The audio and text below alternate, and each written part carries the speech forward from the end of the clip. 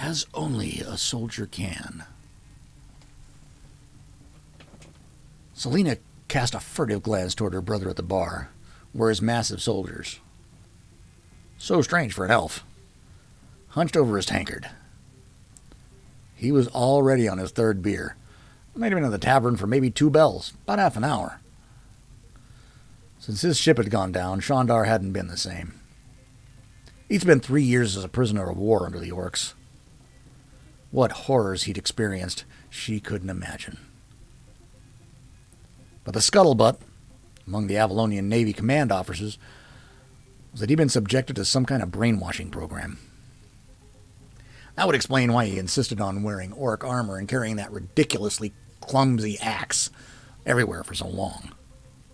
She'd thought his recent choice to stop doing that was a sign of recovery at last. But then, he'd started drinking more heavily than he had before. She sighed. Shandar would sense if she stared too long, so she dropped her gaze back to the rough-cut runes carved in the ship plank table. They looked like dwarven runes, but it was no dwarven dialect she knew. Selina was hardly an expert, but elves frankly dealt with dwarves, sometimes for trade, sometimes in war, and her school believed some grounding was important. If a Tayak or Tawak, she puzzled out slowly. Why so many double letters? 2 different H's, A's, and U's? Tayak? She understood none of it. What's that? Her husband Valric asked, turning his sharp copper-flecked green eyes her way. Just some writing on the table. She tapped it with her nail. Valric leaned over to get a better look. Means nothing to me. Can you make anything out of it, Kaiman? Selina's other husband stopped scratching his crotch with his wand and stuck his wild mop of black hair in her face. If Tayak hub utayak. You can read it? Nope. Sheer nonsense. It's not Norse, is it? Valric asked his brother. Selina smiled. For identical twins, they could not look less alike. Valric's hair was smoothed back in a tight ponytail. His silk shirt was tasteful and immaculate, while Kaiman's was torn at the sleeve, stained with something colorful that could have been exotic chemicals or finger paints. Kaiman shook his head. Nah, the Norse only used the elder footark. This uses both the elder and the younger. It sounds like it might be Orcish, said her brother suddenly from above her head. Selina couldn't help but jump. Didn't mean to startle you, Shandar said more softly. Perhaps he was aware of what an imposing figure he made. Her husbands were big for elves, but Shandar dwarfed them both. He hadn't been that big when they were younger, nor had as many scars. May I see? Selina scraped her chair over to let Shandar lean in by the shoulder. A whiff of stale sweat and alcohol made her wrinkle her nose. He traced the knife-scratched runes with the pad of a calloused finger.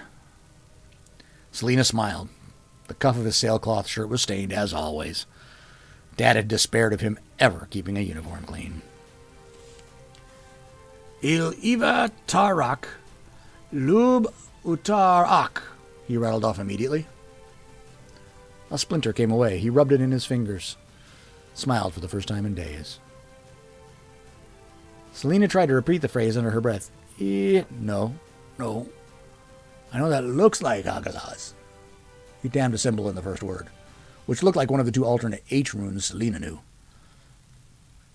But when Ilatha and the One Eyes created the written form of Baloric, he pronounced it with an almost swallowed O and a rolled, if not growled, R. There was only one L tune, Laguz, one L rune, Laguz, in the known runic alphabets, but there's 2 different L sounds in Baloric. The other said more with the tongue on the palate, and you blow a little air past it, so it sounds a bit like an H. Selina, it sounded guttural. She imitated him. Not bad, he said with a nod. Sounds a bit like some Nunehi dialects. Like in Veldara. Shandar made his eyes and his smile broadened. You would know. They're your people, after all.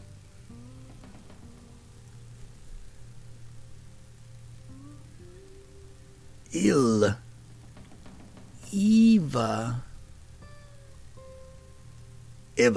short eye, Shandar interrupted. Orc runes must say exactly what they mean. She nodded. Iva, Tarak. She rolled the R's, looked up at him for confirmation. Pretty close. You got the R sound right. But those two separate A sounds rolled together. A as in cat and A as in tar. Arr. Selina smiled. She hadn't seen her brother this animated in quite some time. How many times had Shandar leaned over her shoulder just like this, carefully tutoring her through? The schoolwork he'd always found was so much less difficult. Her belly warmed. Iva Tarak. There's that strange L sound again. Is that long U or the short U? Long U, like in rune. Iva Tarak. Lub. Is it the long U? Also long U? More like the sound I used to make when you hit me in the solar plexus. Like in book. The corner of his mouth twitched. Selina snorted. I only ever did that once.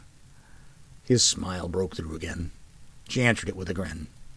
Iva Tarak Lub Tar Oak. She pronounced the last a bit like hawk. But Shandar shook his head again. Almost perfect. But remember, I said orc runes say exactly what they mean. They pronounce the H sound. It's not silence. Ach, like you're about to cough up some phlegm. She giggled. Orcs are weird, aren't they? Iva Tarak Lub Tar Ach. She overdid the hack like a cat with a hairball and coughed. Good, excellent. I was a little strong on the end, but fantastic for a first try. He gave her shoulder a squeeze. You got some drool on your lip. Selina wiped it away. Her brother shrugged. I was always drooning when I was learning Baloric. So what does it mean? Shandar tapped the longest word and then the shorter one that looked similar. I'm sure you can see these two words are related. Tarak means war. Tar means warrior or fighter. Okay, so is this some kind of written threat? Her brother's smile was odd, off-kilter somehow. Not at all. If it's anything, it's the opposite. It's philosophy. Balric raised an eyebrow. Orcs have philosophy? Now Shandar's smile was downright strange, as if his lips were pulled too tightly over his teeth. Contrary to popular belief, yes, they do. 'Tis a proverb from Elatha himself, the hero philosopher who founded the Baloric, the Balorian people. The Balorians, Selina knew, were the leaders of the Orcs and the Fomorian Empire, who had started the last war. How Shandar knew all this about them, she could hardly guess. Shandar pointed out each word as he translated it. Il is a first-person pronoun. It means I or me. Iva is to hate or deplore. Tarak, war, you already know. Lub is like as similar to. U means only, and ach is can. Baloric uses an unusual syntax. Subject, verb, object, and they don't have prepositions like he, like the. Il, Iva, Tarak, Lub, U, Tar, Ach, me hate war only like only warrior can. She met Shandar's eyes. I hate war as only a soldier can, Shandar quoted. He tried to smile, but his mouth was pinched. The wisdom of Alatha. He thumped his chest in an orcish salute, downed the rest of his tankard, and went back to the bar. This time, he called for rum. Selena wanted to crawl into her boots. I said something wrong.